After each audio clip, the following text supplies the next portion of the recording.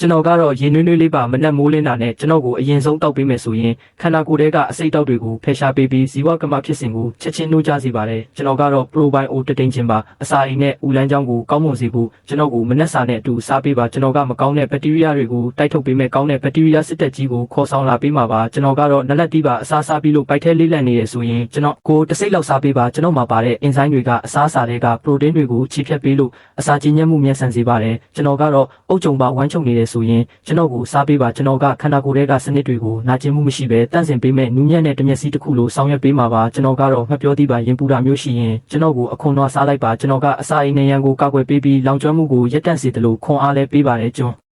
တော်ကတော့ချင်းပါမအီမတာဖြစ်ပြီးအန်ဂျင်တလို့ဖြစ်နေရင်ကျွန်တော်ကိုဝါစားပေးပါကျွန်တော်ကအစာအိမ်ကျွတ်သားတွေကိုပြေလျှော့စေပြီးမအီမတာဖြစ်မှုကိုချက်ချင်းတောက်ကင်းစေပါတယ်ကျွန်တော်ကတော့ပန်းပွင့်လေးတွေပါတဲ့ပက်ပါမင့်ပါဘိုက်ကနေတယ်ဆိုရင်ကျွန်တော်ကိုလက်ဖက်ရည်အနေနဲ့တောက်ပေးပါကျွန်တော်ကဘိုက်ထဲကလေပူပေါင်းတွေကိုဖောက်ထုတ်ပေးလို့လူကိုပြန်ပြီးပေါ်ပါသွားစေပါတယ်နောက်ဆုံးကျွန်တော်ကတော့ရှောက်သီးပါခန္ဓာကိုယ်ထဲကအက်ဆစ်ဓာတ်တွေကိုမျှတစေဖို့ကျွန်တော်ကိုရေထဲညှစ်ထည့်ပြီးတောက်ပေးပါကျွန်တော်ကအသေးကိုတွေးတန့်စင်ပေးတဲ့နေရာမှာကူညီပေးပါတယ်ဗျာ